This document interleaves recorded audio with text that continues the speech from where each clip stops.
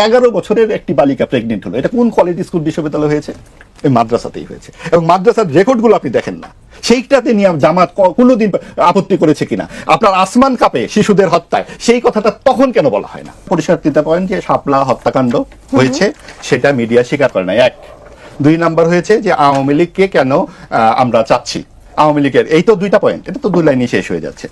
শাপলা হত্যাকাণ্ডের ব্যাপারটা হচ্ছে, এবং তখন রাশেদ সাহেব বললেন যে আমার তখন কি ভূমিকা ছিল এটা তিনি জানেন না। আসলে ব্যক্তিগতভাবে কার কি ভূমিকা,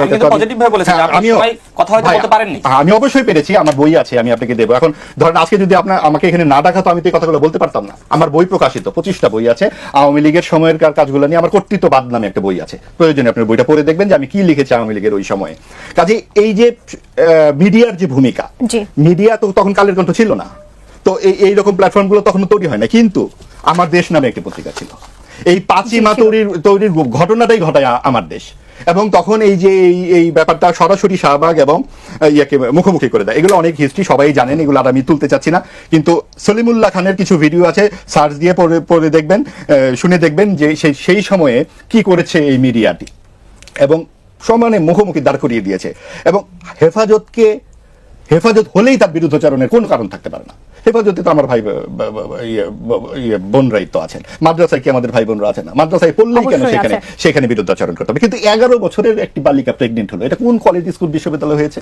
এই মাদ্রাসাতেই হয়েছে। এবং মাদ্রাসার রেকর্ডগুলো আপনি দেখেন না, সেইটাতে নিয়ে জামাত কোনোদিন আপত্তি করেছে কিনা? আপনার আসমান কাপে শিশুদের হত্যায় সেই কথাটা তখন কেন বলা হয় না?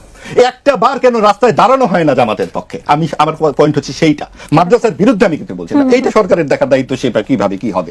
আরেকটা ব্যাপার হচ্ছে যে নৃশংস খুন করার পর শেখ হাসিনার পক্ষে আমি কেন কথা বলছি? আমার মুখ দিয়ে নামটি একবার উচ্চারিত হয় নাই।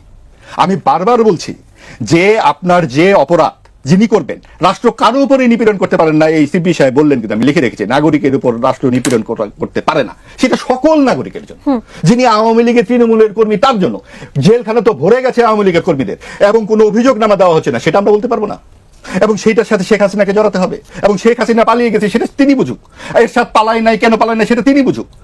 রাষ্ট্রের এই যে ট্রাইব্যুনালের কথাটা ওনারা বললেন যে ট্রাইব্যুনালে 50-60 জন 100 জন পাওয়া গেছে, সেই ট্রাইব্যুনালে তো খালেদা জিয়াকে 8 বছর জেলে রেখেছিল।